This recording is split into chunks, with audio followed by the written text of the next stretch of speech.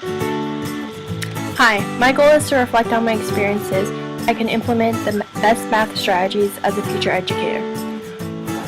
What can I remember about math in school? I remember having many ups and downs. Sometimes I felt like I did very well, and sometimes I would feel the total opposite. Let's go back in time to when I was in elementary school. The earliest time I remember when I was in school was in grade 3. I remember the teacher teaching with some manipulatives, which made math more interesting and understandable for me. In the middle of grade 4, I moved schools. That's when I started doing poorly in math because my new math teacher was very teacher-directed. I remember just sitting at my desk during math class, just listening to the teacher talk and talk and talk. Tests were sometimes scary, especially when I didn't understand what was going on. Later, when we were introduced to calculators, I thought they were so cool. I thought that they were very helpful when solving problems, especially because I was a hands-on learner. Another problem for me was that the teachers didn't relate any questions to real-life experiences, which made math more harder for me to understand. Oh, did I mention I always had a love of creative arts? Whenever possible, in order to help myself, I would draw out pictures to help me learn, which I would do on scrap paper, thinking that my teacher only wanted to see results in the work submitted. I always thought that math results were either right or wrong, and that there was only one way to answer a math problem. Later, as an intermediate, I found math to be again not my favorite subject, and at the same time not the worst. When I entered high school, math in grade 9 was a shock. There was so much independent work going on. I had a teacher who would copy whatever was on a sheet at all times and read exactly what was written on the chalkboard in silence. We were not allowed to talk. I did not understand any of it. I felt helpless. I never looked forward to going into my math class. All I ever wanted to do was just pass the course, and I was too scared of asking any questions. So in grade 9 and 10, I passed the course, and the same teacher recommended me to take summer school and get into college math for the next year, and not university. In summer school, the teachers were amazing.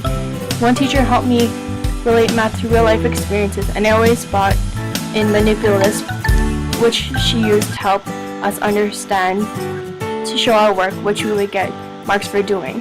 When I got back to high school in grade 11, I went to college math. We were reviewing what we learned last year, and I felt like I was finally getting in. Although, to be honest, sometimes I felt like my friends who were in the university math courses thought of me as being in the low category, the fact that I was in college math. Throughout the rest of the year, I always had a positive attitude towards math and always thought I understood what was going on because I received good grades, not caring that much if I was in university math or not. By grade 12, I continued with college math and I actually got 100% in the first term. All of my classmates were asking how come I'm in college math and not university. The answer was I was too scared to fail. I was scared to be in the situation I was back in grade 9 and 10 feeling helpless. I was scared of the challenge and receiving almost failing grades. I just wanted to have a feeling of success. So what does the literature say? Have my teachers been teaching math the best way possible? Let's take a look. In relation to the article Teaching as a Cultural Activity, it talks about learning in a cultural way. How is it done? It's learned through informal participation. In Japan, students are encouraged to start off by struggling with a math problem, participating in discussions, and then talking about the pros and cons of the various methods used. They are encouraged to answer math problems multiple ways and then analyzing them visually together rather than independently.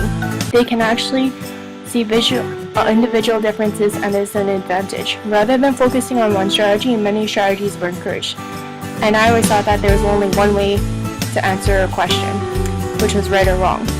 In relation to how students learn math and what math we want to learn, Marion Smalls believes that students learn best when they are constructing their understandings. Various processes should be encouraged. There should be a deeper understanding on how students think.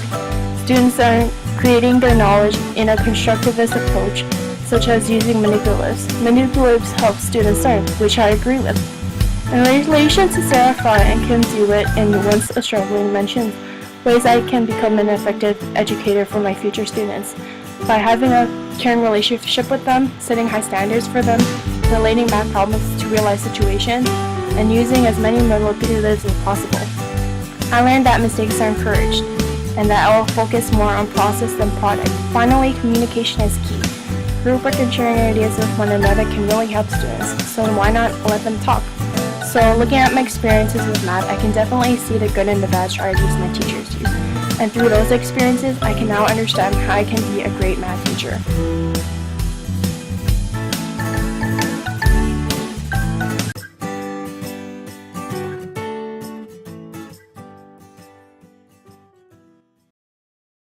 created using Powtoon.